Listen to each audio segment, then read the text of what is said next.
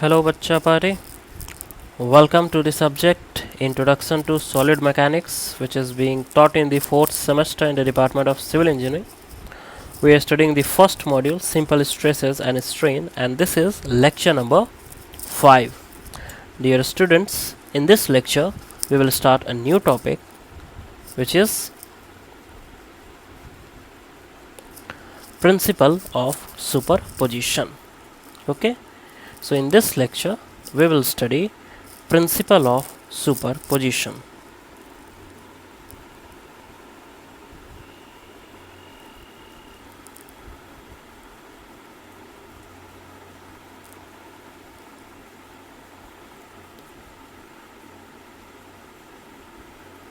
Okay, so let us begin. क्या है principle of superposition, इसको हम लोग जानने की कोशिश करते हैं. देखिए, जब भी अभी तक हमने क्या देखा है, अभी तक हमने इसी चीज़ को देखा है ना कि एक बॉडी है, उसके ऊपर लोड एक्ट कर रहा है. यही चीज़ हमने अभी देखा है. ठीक है, लोड कैन बी टेंसाइल और it can be compressive, and in this case it is tensile, है ना. But it is also possible that a number of load acts on the body like this. अगर ये कोई body है, ठीक है, और इसमें अलग अलग सेक्शंस हैं. ठीक है, अब इस पे लोड एक्ट कर रहा है. मान लीजिए इधर कोई एक लोड एक्ट कर रहा है 50 किलो न्यूटन, इधर कोई लोड एक्ट कर रहा है 40 किलो न्यूटन, इस सेक्शन पे कोई लोड एक्ट कर रहा है 80 किलो न्यूटन. ओके, और इस सेक्शन पे कोई लोड एक्ट कर रहा है 20 किलो न्यूटन. मतलब नंबर ऑफ लोड्स ज़्यादा है. ये मैं एग्जांपल लेने के लिए बता रहा हूँ. ठीक है, ये ज़रूरी नहीं है कि ये बॉडी इक्विलिब्रियम में रहे.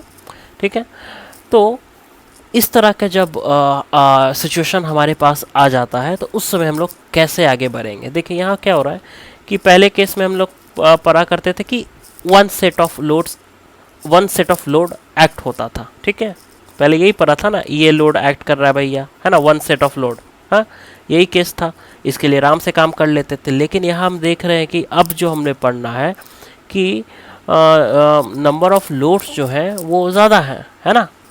ठीक है, तो इस केस में अब भैया जो हमारा स्ट्रेन होगा, ठीक है, वो कैसा होगा. ठीक है, तो प्रिंसिपल ऑफ सुपरपोजिशन यही कहता है कि जो भी स्ट्रेन होगा ना इस बॉडी में, वो इस लोड के कारण, इस लोड के कारण, इस लोड के कारण, इस लोड के कारण. ठीक है, ऑब्वियस सी बात है, पेयर में लेंगे लोड्स, है ना, टेंसाइल या compressive whatever.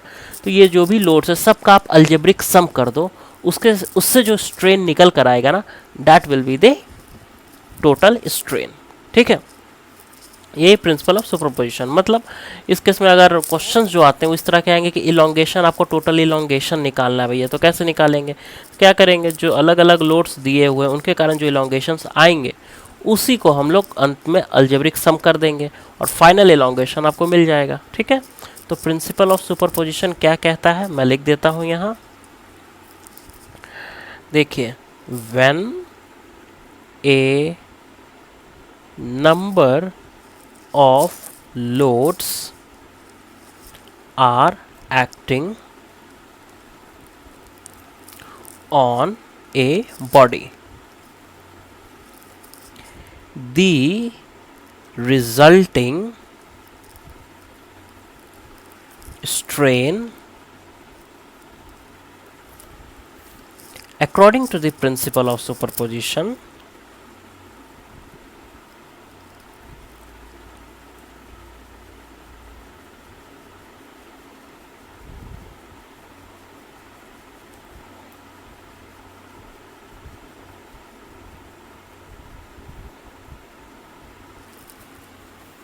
will be algebraic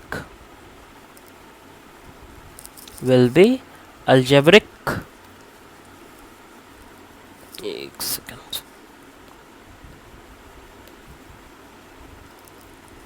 sum of strains caused by individual loads.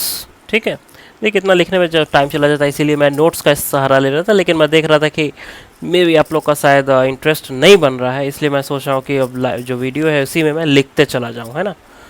ठीक है, चलिए, तो प्रिंसिपल ऑफ सुपरपोजिशन समझ में आ गया आप लोग को। अगर एक से ज़्यादा लोड एक्ट कर रहा है बॉडी पर, है ना, तो उस समय जो रिजल्टिंग स्ट्रेन होगा कैसे लेंगे, तो जितने भी पेयर ऑफ लोड्स हैं सभी के कारण जो भी स्ट्रेन्स आ रहा है उन सभी को आप जोड़ दीजिए। फाइनल जो आपको स्ट्रेन मिलेगा वो आपका टोटल लोड्स के कारण स्ट्रेन आ जाएगा। ठीक है, तो इसमें जो क्वेश्चंस आते हैं वो आते हैं इलोंगेशंस वगैरह से रिलेटेड, कि इलोंगेशन निकालना है तो कैसे निकालें। ठीक है, ओके, यहाँ पर हम लोग एक क्वेश्चन देखेंगे अभी। ओके, देखिए स्टूडेंट्स, यहाँ पर एक क्वेश्चन दिया हुआ है। क्वेश्चन कह रहा है कि ब्रास बार, एक ब्रास बार है, ठीक है, having cross sectional area 1000 mm²। इसकी जो क्रॉस सेक्शनल एरिया है वो कितनी दे रखी है, 1000 mm²। Is subjected to axial forces as shown in the figure. Figure में जिस तरह के दिए हैं उस तरह के एक्सियल फोर्सेस एक्ट कर रहे हैं इस बार के ऊपर। ठीक है, तो आप देख रहे हो 50, 60, 20 और 10 किलो न्यूटन, ये सारे एक्सियल फोर्सेस इस पर एक्ट कर रहे हैं। अब देखिए प्रीवियस क्वेश्चन जो हमने किया था उसमें क्या हो रहा था, लोड एक ही तरह का था ना, लेकिन यहाँ देखिए number of loads more than 1 हो गए ना। ठीक है, फिर बोल रहा है कि find the total elongation, total elongation आपको निकालना है। ठीक है, तो अब क्या करेंगे, नंबर ऑफ फोर्सेस एक से ज़्यादा है तो प्रिंसिपल ऑफ सुपरपोजिशन यूज़ करेंगे। उसका यूज़ करने का तरीका क्या है, तरीका यूज़ करने का बहुत ही सिंपल है। जितने भी इलोंगेशंस होंगे, ठीक है, जितने भी इलोंगेशंस होंगे हर लोड के कारण, उसको हम लोग निकालेंगे और अंत में सबको जोड़ देंगे। ठीक है, तो total elongation will be equal to elongation due to this that those. ठीक है, जो भी लोड्स है उसके कारण। ठीक है, तो यही प्रोसेस है और यहाँ पर ई दिया हुआ है। ठीक है, मॉडल्स ऑफ इलास्टिसिटी। ओके, तो देखिए इसको किस तरह हम लोग, हमारा अप्रोच क्या रहेगा इस क्वेश्चन को सॉल्व करने का। ठीक है, फर्स्ट एंड द फॉरमोस्ट चीज़ जो हमेशा मैं कहता हूँ क्या है भैया, गिवन जो भी चीज़ें दे रखी है उनको आप लिख लोगे। ठीक है, एरिया दे रखा है 1000 mm², ई की वैल्यू दे रखी है 1.05 इंटू 10⁵ न्यूटन पर mm²। ठीक है, अब आपको क्या निकालना है, निकालना आपको है डीएल, टोटल इलोंगेशन जो है वही आपको निकालना है। ठीक है, यही तो निकालना है ना। देखिए, तो इस तरह के जब क्वेश्चंस आपके पास होते हैं तो आपका अप्रोच क्या होगा इसको सॉल्व करने का। आप यहाँ देखो 50 किलो न्यूटन तो लग रहा है। ठीक है, अब मैं इस सेक्शन को अलग कर लूँ। ठीक है, इसको, इस सेक्शन को मैं अलग कर लूँ, इस सेक्शन को मैं अलग कर लूँ और इस सेक्शन को मैं अलग कर लूँ। ठीक है, 50 इस पे लग रहा है, ये जो 60 है ना, इससे 60 में से 50 में निकाल के यहाँ दे दूँ। ठीक है, तो इस सेक्शन पे 50 इधर लग रहा है, 50 इधर लग रहा है, 60 में 50 चला गया तो इधर के, अब इस सेक्शन के लिए क्या बचा, सिर्फ और सिर्फ 10 बचा। ठीक है, मैं नीचे ड्रॉ कर रहा हूँ। ठीक है, इधर भी मैं क्या करूँगा, 10 इधर एक्ट कराऊँगा। ठीक है, 20 है ना टोटल, तो 10 इस सेक्शन पे एक्ट होगा और 10 इस सेक्शन के लिए रख दूंगा। ठीक है, तो इस तरह हम लोग इसको सॉल्व करने की कोशिश करेंगे। ठीक है, चलिए देखिए, सबसे पहला जो हमारा काम है वो ये है कि इसको मैं सेक्शन वाइज तोड़ देता हूँ। ठीक है, तब हमारा काम होगा कि नहीं ये देखते। ठीक है, अच्छा एक चीज़ देखिए, I think so, okay okay okay, एक चीज़ थोड़ा गड़बड़ हो गई है। ये देखिए, ये जो आपका ये 60 नहीं दिया है, ये 80 किलो न्यूटन दे रखा है। ठीक है, 80 किलो न्यूटन। ओके, चलिए देखिए अब कैसे इसको सॉल्व करना भैया। तो सबसे पहले जो सेक्शन है, पहला सेक्शन ये मैंने ले लिया। ठीक है, इस पर लोड इधर 50 किलो न्यूटन एक्ट कर ही रहा था, है ना। जो 80 किलो न्यूटन है उसमें से 50 किलो न्यूटन मैं निकाल लिया और इस पर एक्ट करा लिया। ठीक है, ओके डन। अब देखिए दूसरा जो सेक्शन है आपके पास, इस पर कौन कौन से लोड ऐड कर रहे हैं, 80 किलो। देखिए ये क्या दे रखा है, ये ए है, ये बी है, ये भी बी है, ये सी है। ठीक है, तो देखिए यहाँ क्या एक्ट कर रहा है, यहाँ पर देख लीजिए आप, 80 किलो न्यूटन, 50 तो मैंने ऑलरेडी यूज़ कर लिया है। कितना बचा, अब बचा कितना, ठीक है, ये आपको देखना है कि बचा कितना। ओके, तो देखिए यहाँ मैं, यही आपको दिमाग लगाना है, इस तरह के क्वेश्चन में यही दिमाग लगाना है। ठीक है, 20 एक्ट हो रहा है इस ओर से, तो इधर भी मैं 20 एक्ट करा दूंगा। ठीक है। तो देखिए 20 एक्ट हो रहा था इधर 20 किलो न्यूटन, तो इधर भी मैं 20 किलो न्यूटन एक्ट करा दूंगा, ठीक है।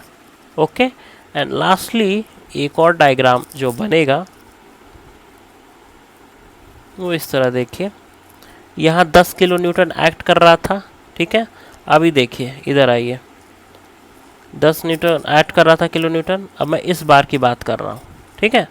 अब मैं इस बार की बात कर रहा हूँ, ठीक है। पहला बार मैंने ये ले लिया, दूसरा बार मैंने ये ले लिया, और तीसरा बार मैंने ये ले लिया, ठीक है। ओके, तो अब देखिए 10 किलो न्यूटन ऐड कर रहा है, ये जो 60 किलो न्यूटन आपका था, 80 किलो न्यूटन जो आपका था, सॉरी 60 नहीं 80, इसमें 50 एक्ट हो गया, ठीक है। बचा कितना 30 में 20 फिर एक्ट हो गया, ठीक है। 50 यहाँ हो गया, 20 बचा कितना 10, वो 10 किलो न्यूटन मैं इधर ऐड करा दूंगा, ठीक है। तो जब एक लोड से ज़्यादा लोड एक्ट कर रहे हैं तो आपका मेन जो मकसद है वो यही है कि आप कैसा इस डायग्राम को तोड़ोगे, है ना। इस डायग्राम को, जो डायग्राम यहाँ दे रखा है, उसको कैसे हमें तोड़ना है सेक्शन बाय सेक्शन, कि लोड का जो पेयर है वो आराम से बन जाए, ठीक है। कंप्रेसिव हो या फिर टेंसाइल हो, वो मैटर नहीं करता है, लेकिन इस तरह का डायग्राम अगर आप बना लेंगे तो आपका आधा काम कंप्लीट हो जाएगा, ठीक है। अब देखिए इस तरह का डायग्राम बन गया। अब मुझे सिंपली क्या निकालना है भैया, हमें निकालना है इंक्रीज इन लेंथ डीएल, ठीक है। डीएल कैसे निकलेगा, सबसे पहले इसके लिए निकालेंगे, ठीक है। तो डीएल का क्या फॉर्मूला है, हमें पता है कि क्या फॉर्मूला होता है ना, P1 अपॉन ए ई। अब A1 E1 मैं नहीं लिख रहा हूँ क्योंकि तीनों ही सेक्शन के लिए A और E सेम है, ठीक है, इंटू L1, ठीक है, प्लस P2 अपॉन ए ई L2 प्लस P3 अपॉन ए ई L3, ठीक है। 3 सेक्शन में हमने बांट दिया है इस बार को। तीनों सेक्शन का अगर मैं चेंज इन लेंथ निकाल दूं तो टोटल इलोंगेशन, अलजेब्रिक सम करना हमें पता है, तो टोटल इलोंगेशन हम लोग बहुत आसान तरीके से निकाल लेंगे, ठीक है। मुझे बताइए P1 की वैल्यू कितनी दे रखी है, तो हमें पता है कि P1 की वैल्यू देखिए कितना दे रखा है, 50 किलो न्यूटन, 50,000 न्यूटन में मैंने इसे कन्वर्ट कर दिया, ठीक है, डिवाइडेड बाय एरिया कितना दे रखा है 1000 mm², और ई की वैल्यू कितनी दे रखी है 1.05 इंटू 10⁵, ठीक है, into L1। What is the dimension of L1, जरा देख ले, यहाँ हमें दिख रहा है यहाँ 600 mm, ठीक है, 600 mm, 600 mm, ठीक है। ये आपको अब निकालना है। प्लस P2 के लिए देखिए लोड कितना एक्ट हो रहा है 20,000, ठीक है, इंटू डायमेंशन कितना दे रखा है 1 मीटर, मतलब 1000, है ना, डिवाइडेड बाय 1000, ये तो सेम रहेगा, इंटू 1.05 इंटू 10⁵, प्लस P3 कितना है लोड देखिए 10 किलो न्यूटन, तो 10 इंटू 1000 इंटू डायमेंशन कितना है 1200 mm, ठीक है, divided by area into E 1.05 into 10⁵। अब इसको बस सॉल्व कर देना है और आपको आंसर निकल कर के आ जाएगा, ठीक है। तो इसको आप सॉल्व करिए, ठीक है, और बताइए कि क्या आंसर आता है, ठीक है। जो आंसर आएगा वही फाइनल आंसर हो जाएगा, ठीक है। इसमें एक चीज़ आप और देख सकते हैं, ठीक है, कि जो चेंज इन लेंथ है, ठीक है, चेंज इन लेंथ को आप देखिए कि ये जो लोड है ये क्या करेगा कि बॉडी को लंबा करेगा, है ना, टेंसाइल लोड लग रहा है, बॉडी को लंबा करेगा, ओके। लेकिन अगर कंप्रेसिव लोड एक्ट कर रहा है तो ये क्या करेगा, ये बॉडी को छोटा करेगा, है ना, डायमेंशन को कम करेगा। तो 2 कंप्रेसिव लोड लग रहे हैं, ठीक है, और एक आपका टेंसाइल लोड लग रहा है। तो जो टेंसाइल लोड है बॉडी को लंबा कर रहा है उसको मैं पॉजिटिव मान लूँ, ठीक है, और कंप्रेसिव लोड जो बॉडी को छोटा कर रहा है उसको मैं निगेटिव मान लेता हूँ, ठीक है। तो ऑब्वियस सी बात है जो P2 के आगे जो साइन है और P3 के आगे साइन है, यहाँ चेंज इन डायमेंशन जो है किस फॉर्म में होगा, निगेटिव फॉर्म में, क्योंकि ये कंप्रेसिव लोड है, ठीक है। तो यहाँ पर एक निगेटिव और यहाँ एक निगेटिव यूज़ आपको करना होगा, ठीक है। तो यहाँ पर मैं उसका इस्तेमाल कर देता हूँ। ये आपका नेगेटिव होगा और ये भी आपका नेगेटिव होगा, ठीक है। तो जो भी आपका फाइनल आंसर निकल कर आएगा, यहाँ जो भी आंसर निकल कर आए वो या तो पॉजिटिव आएगा या फिर नेगेटिव आएगा। अगर वो रिज़ल्ट पॉजिटिव आया, इसका मतलब ये है कि जो लोड्स लग रहे हैं उसके कारण बॉडी में एक्सटेंशन हुआ है, बॉडी की लेंथ में इंक्रीज़ हुई है।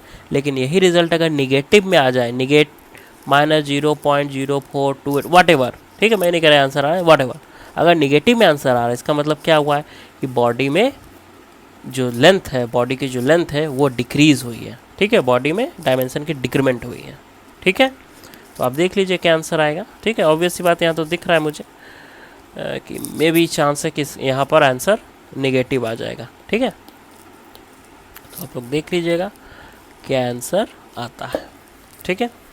चलिए, ये नेक्स्ट क्लास में आप आंसर हमें बताएंगे कि कितना आता है। Now let us see this question. देखिए, अ मेंबर ABCD, मेंबर कौन, ABCD, मतलब इसकी बात हो रही है, ठीक है, इसकी बात हो रही है, ठीक है, ये एक मेंबर है। A member ABCD is subjected to point loads P1, P2, P3 and P4 as shown in the figure. P1, P2, P3, P4 जैसा लग रहा है वो फिगर में दे रखा है, ठीक है। और क्या दे रखा है, और दे रखा है लेंथ, सेक्शन 1 का लेंथ दे रखा है 120 सेंटीमीटर। जो सेक्शन 2 है उसका लेंथ भी दे रखा है 60 सेंटीमीटर, और जो सेक्शन 3 है उसका लेंथ भी दे रखा है 90 सेंटीमीटर, ठीक है। ये क्या दे रखा है, डायमीटर दे रखा है क्या, नहीं, mm स्क्वायर में दे रखा है, ठीक है। तो हम लोग को ये समझना होगा कि ये इसका क्रॉस सेक्शनल एरिया दे रखा है। यहाँ ये क्रॉस सेक्शनल एरिया दे रखा है 2500 mm स्क्वायर, और यहाँ भी cross sectional area 1250 mm square दे रखा है, ठीक है। क्रॉस सेक्शनल एरिया है, ना कि डायमीटर, ठीक है। ये सिचुएशन दिया हुआ है, निकालना क्या भाई, देखे जरा। कैलकुलेट द फोर्स P2, अच्छा, calculate the force P2 necessary for equilibrium if P1 is 45 kN, P3 is 450 kN and P4 is 130 kN। देखिए, जो आपका P1 है, P3 है, P4 है, ऑलरेडी दे रखा है, आपको P2 निकालना है ताकि ये इक्विलिब्रियम में रहे, ठीक है, ओके। तो नेट जो एक्सटर्नल फोर्सेस हैं in x direction, horizontal direction, that should be equal to 0, इसी के थ्रू हम लोग निकालेंगे, ठीक है। तो क्वेश्चन का फर्स्ट पार्ट है कि आपको P2 निकालना है, बहुत आसान है ये। जो क्वेश्चन का सेकंड पार्ट है वो कह रहा है determine total elongation of the member. ये टोटल इलोंगेशन कितना होगा, ठीक है, मे बी ये ज़्यादा हो जाए या फिर कम ही हो जाए, है ना, हमें पता नहीं। तो ये टोटल इलोंगेशन जो है ये हमें निकालना है मेंबर का, ठीक है। Assuming modulus of elasticity to be 2.1 × 10⁵ newton per mm square. ये मॉडुलस ऑफ इलास्टिसिटी भी दे रखा है। तो सबसे इंपॉर्टेंट चीज़ होता है क्वेश्चन को समझना। आई होप क्वेश्चन समझ में आ गया है। ये सिचुएशन दे रखा है और आपको P2 की वैल्यू निकालनी है और आपको टोटल इलोंगेशन निकालना है, दैट्स इट, ठीक है। तो कैसा हमारा अप्रोच होगा, तो जैसा मैं हमेशा से बोलता हूँ, अप्रोच जो है, शुरुआत क्या करना है, वो सिंपल है कि आपको गिवन चीज़ें जो भी दे रखी हैं वो सबसे पहले लिख देना होगा, ठीक है। तो मुझे बताइए A1 सेक्शन 1 का जो क्रॉस सेक्शनल एरिया है कितना है, देख लीजिए कितना है, 625 mm स्क्वायर। तो सबसे पहले तो ये लिख लीजिए, है ना, 625 mm स्क्वायर, ठीक है। L1 कितना दे रखा है, 120 centimetre is equal to 1200 mm, ठीक है। एरिया mm में है तो इसको भी mm में ले लेते हैं, ओके। A1 L1 दे रखा है जो हमने लिख लिया है, ठीक है। A2 भी दे रखा है क्या, A2 L2, देखिए यहाँ आपको मिलेगा A2 दे रखा है 2500 mm स्क्वायर और L2 दे रखा है 60 सेंटीमीटर, ठीक है। तो वो भी हम लिख लेंगे, 2500 mm स्क्वायर और L2 दे रखा है 60 सेंटीमीटर, दैट इज 600 mm, ठीक है। इसके बाद A3 और L3 भी दे रखा है क्या, कितना कितना देख ले ज़रा। तो A3 दिया हुआ है 1250 mm स्क्वायर और L3 है 90 centimetre, 1250 mm square and 90 centimetre equal to 900 mm, ठीक है। इतनी सारी चीज़ें दे रखी है और मॉडुलस ऑफ इलास्टिसिटी भी दे रखा है 2.1 into 10⁵ newton per mm square. ठीक है, जो चीज़ें दे रखी है सबसे पहले आप वही लिख लेते हो। ठीक है, ओके। चलिए, अब हमें पहला काम है P2 निकालना। ठीक है, तो हमें पता है कि इक्विलिब्रियम इक्वेशन के हिसाब से काम कर देना है। तो इसमें देखिए तो ज़रा इक्विलिब्रियम इक्वेशन लगा के, P1 इस डायरेक्शन में एक्ट कर रहा है, P2 इस डायरेक्शन में एक्ट कर रहा है, P3 इस डायरेक्शन में एक्ट कर रहा है, P4 इस डायरेक्शन में एक्ट कर रहा है। ठीक है, तो इसका मतलब क्या होगा, P1 P3 अगर ऐड कर दे it should be equal to P2 and P4। ठीक है, यही होगा ना, P1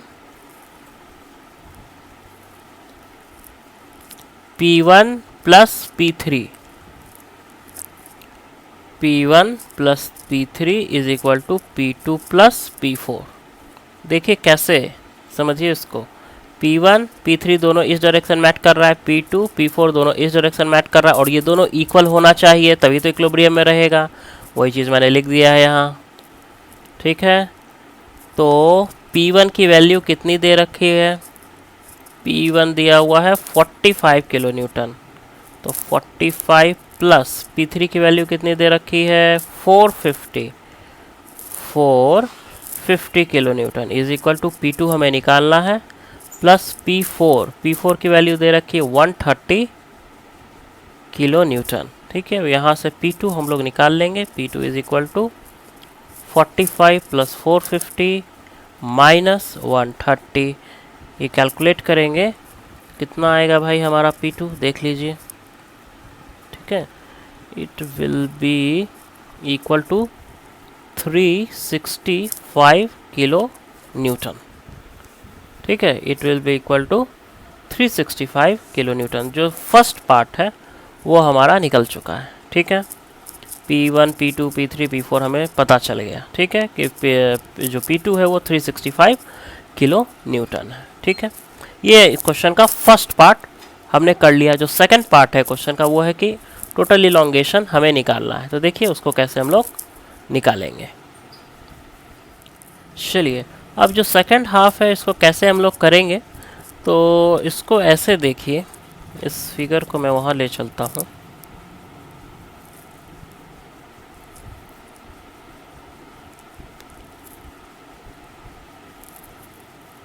देखिए, अब देखिए P1 इसकी वैल्यू कितनी दे रखी है,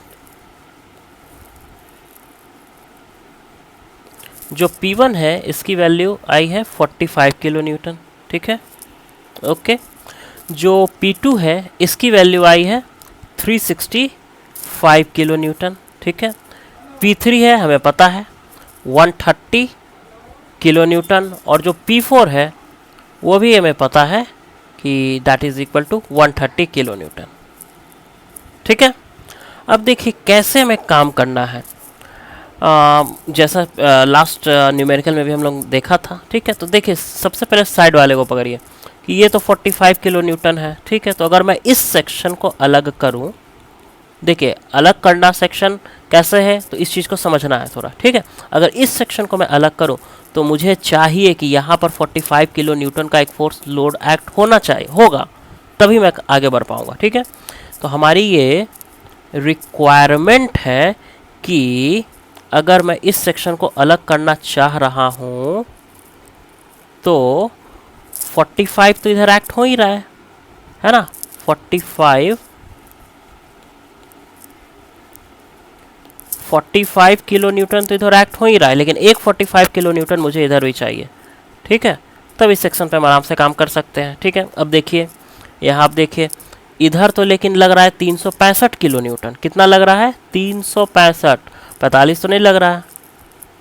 ठीक है, तो हम क्या करेंगे, हम इसको ये जो लोड 365 किलो न्यूटन है इसको दो पार्ट में तोड़ देंगे, एक 45 किलो न्यूटन और दूसरा जो बच गया डेट इज 320 किलो न्यूटन। ठीक है, एक 45 किलो न्यूटन और एक 320 किलो न्यूटन में तोड़ देंगे ये 365 को। तो ये जो 45 किलो न्यूटन तोड़ के आया वो मैंने यहाँ लिख दिया। ठीक है, अब देखिए अब मैं क्या कर रहा हूँ, जो दूसरा सेक्शन है उसको मैं ड्रॉ करता हूँ यहाँ, जो आपका दूसरा सेक्शन है ये मैं यहाँ ड्रॉ करता हूँ, ठीक है। अब ये इस पर जो एक्ट हो रहा था, पहले देखिए 365 था, तो 45 तो इधर मैंने दे दिया इस सेक्शन के लिए, बचा कितना 320 किलो न्यूटन, ठीक है। 320 जो किलो न्यूटन है वो मैं यहाँ एक्ट करा दे रहा हूँ, ठीक है, 320 किलो न्यूटन, ठीक है।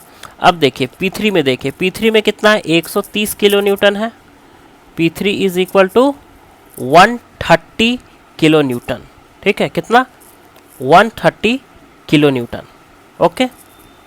Sorry, P3 is not 130 kilo newton, P3 is 450 kilo newton, ठीक है, वही मेगा 450 किलो न्यूटन, ठीक है। तो अब 320 इधर लग रहा है, ये 320 कहाँ से आया, इसको समझिए, 320 कहाँ से आया, तो P2 हमें पता है 365 है, ठीक है, P2 हमें पता है 365 है, ओके। तो मैंने एक 45 और एक 320 इसको दो पार्ट में तोड़ दिया है, ठीक है। ये भी इधर एक्ट कर रहा है और ये भी इधर एक्ट कर रहा है, ठीक है, ओके। ये 365 जो है इधर ही तो एक्ट कर रहा है ना, इस डायरेक्शन में, तो देखिए ना 45 भी इधर ही एक्ट कर रहा है और 320 भी इधर ही एक्ट कर रहा है, ठीक है, डायरेक्शन चेंज कोई नहीं हुआ है, मतलब बिल्कुल सही पाथ पे हम लोग, ओके। P3 है 450 किलो न्यूटन, अब इसको कैसे तोड़ा जाए, तो 320 जब इधर हमने एक्ट करा दिया है तो हमें क्या चाहिए भाई, हमें चाहिए कि इधर भी 320 एक्ट कराना ही पड़ेगा। तो इसका मतलब क्या हुआ, इसका मतलब हुआ कि जो 420 किलो न्यूटन है इसको हम एक तो 320 में तोड़ देंगे, तो बचा कितना 130, ठीक है। तो यहाँ देखिए ये 450 है, इसको मैं दो पार्ट में तोड़ दूंगा, एक 320 इधर एक्ट करेगा इस तरह, ठीक है, और एक 130 एक्ट करेगा, ठीक है। अब मैं तीसरा बॉडी भी बना दूं यहाँ, देखिए जो थर्ड पार्ट है उसको भी मैं बना देता हूँ,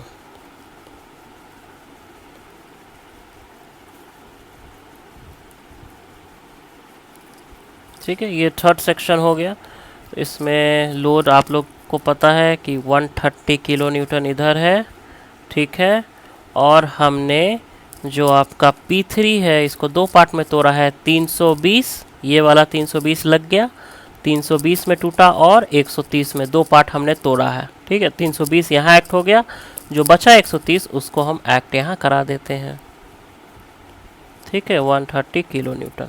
मेन काम आपका यही है, अगर इतना आपने कर दिया फिर तो पहले से आप लोग सीख रखे हैं कि आगे कैसे अप्रोच करना है, ठीक है।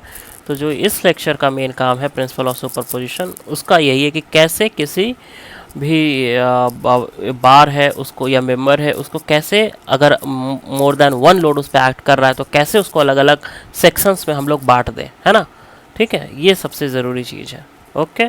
तो यहाँ पर 3 सेक्शंस आप देख रहे हो कि इसको 3 सेक्शन में बांट दिया है, लोड्स अलग अलग थे लेकिन कैसे हमने लोड को डिस्ट्रीब्यूट कर दिया है, ठीक है, और इस तरह का फिगर हमने बना लिया। ये जब फिगर बन जाता है फिर कोई खास चीज़ रह नहीं जाती है, ठीक है, आगे आपको पता है क्या करना है ना। अगर टोटल इलोंगेशन हमें निकालना है तो कैसे निकलेगा, अगर इसको मैं नाम दे दूँ ABCD, है ना, जो दे रखा है इसमें ऑलरेडी नाम, ठीक है, यहाँ ऑलरेडी नाम दे रखा है ना, ABCD, ठीक है, वही मैंने यहाँ लिख दिया है, ठीक है। अब आगे का काम क्या है भाई, बहुत आसान काम है, कुछ करना ही नहीं आगे अब क्या, चलिए बताइए इंक्रीज। अब देखिए इंक्रीज लिखेंगे या डिक्रीज लिखेंगे कैसे पता चलेगा, तो अब देख लो कि कौन सा लोड लग रहा है, टेंसाइल लोड लग रहा है तो ये इंक्रीज ही करेगा, है ना। तो increase in length AB, increase in length AB is equal to क्या होता है, P upon A1 E1, E तो सबका सेम है इसलिए E को हम लोग E कैपिटल E से ही डिनोट करेंगे, इंटू L1, ठीक है। P की वैल्यू बताइए कितनी है, P 45 किलो न्यूटन, ठीक है, 45 इंटू 1000 कर देते तो न्यूटन में आ जाएगा, ठीक है, डिवाइडेड बाई A1 की वैल्यू बताइए, A1 की वैल्यू 625 mm², लिख दीजिए 625 mm² इंटू E की वैल्यू बताइए, E की वैल्यू है 2.1 इंटू 10⁵ न्यूटन पर mm² इंटू L1 बताइए कितना दिया हुआ है, L1 ऊपर आइए देखिए L1 कितना दिया हुआ है 120, है ना, सेंटीमीटर, मतलब 1200 mm। बस हो गया हमारा काम, 1200 mm। अब इसको कैलकुलेट करिए तो कितना आएगा वैल्यू वो बता दीजिए। ठीक है, ये लगभग आ रहा है आपका 0.4114 mm। ठीक है, ओके। ये इंक्रीज इन लेंथ है, मतलब पॉजिटिव है ना, यहाँ क्या है साइन पॉजिटिव, इंक्रीज को हम पॉजिटिव लेके चल रहे हैं। ठीक है, अब देखिए दूसरा सेक्शन पे आइए। यहाँ कौन सा लोड एक्ट कर रहा है, कॉम्प्रेसिव है ना, कॉम्प्रेसिव लोड एक्ट हो रही है ना। यहाँ क्या मतलब है, डिक्रीज होगा लेंथ में, तो यहाँ हम लोग लिख देंगे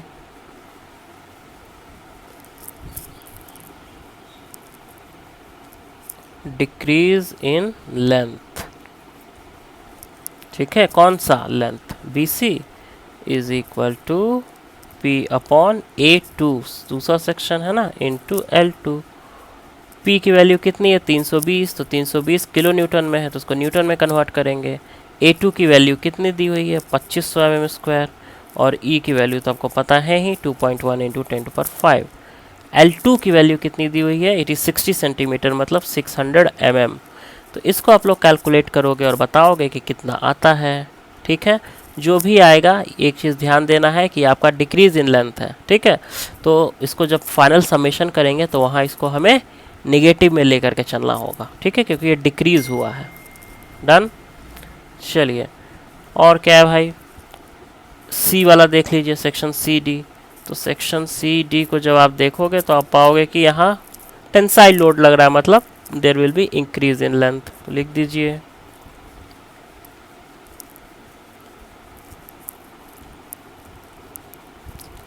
increase in length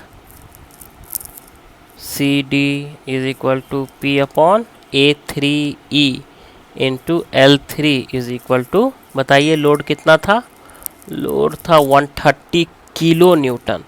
130 kilo newton को न्यूटन में कन्वर्ट किया, डिवाइडेड बाई A3 कितना दिया हुआ है भैया, A3 इस 1250 mm², है ना, yes it is 1250 into 2.1 into 10⁵ तो दिया हुआ है ही 90 सेंटीमीटर, मतलब 900 mm। ठीक है, इसको आप कैलकुलेट करोगे, ये पॉजिटिव में ही लेना है ना, तो आप देख लोगे कि जो भी आ रहा है वो लिख दोगे, है ना। And total change in length क्या होगा, फाइनली जो total change in length is equal to क्या होगा, जो फर्स्ट पार्ट है वो प्लस में, सेकेंड पार्ट जो आएगा आंसर माइनस में क्योंकि डिक्रीज इन लेंथ हुआ है, तीसरा पार्ट भी प्लस में आएगा क्योंकि ये इंक्रीज हुआ है। ठीक है, तो something this minus this plus this. ठीक है, और ये आपका फाइनल आंसर निकल कर के आ जाएगा। ये आपका होमवर्क रहा। ठीक है, होमवर्क इसलिए देना ज़रूरी है ताकि कुछ तो आप पढ़ रहे हैं, पता तो चले हमें। ठीक है, कि यहाँ पर बस भजन कीर्तन की तरह आ रहे हैं, बैठ रहे हैं, है ना, तो ये चीज़ थोड़ा ध्यान देना है। चलिए, तो इस तरह आपका टोटल आंसर निकल के आ जाएगा। ठीक है, फाइनल जो भी आंसर आए वो या तो पॉजिटिव में आ सकता है या नेगेटिव में आ सकता है। अगर पॉजिटिव में आया इसका मतलब लेंथ इंक्रीज हुई है, अगर वही रिजल्ट नेगेटिव में आएगा तो मतलब टोटल लेंथ डिक्रीज हुई है। ठीक है, सो दैट्स इट, है ना।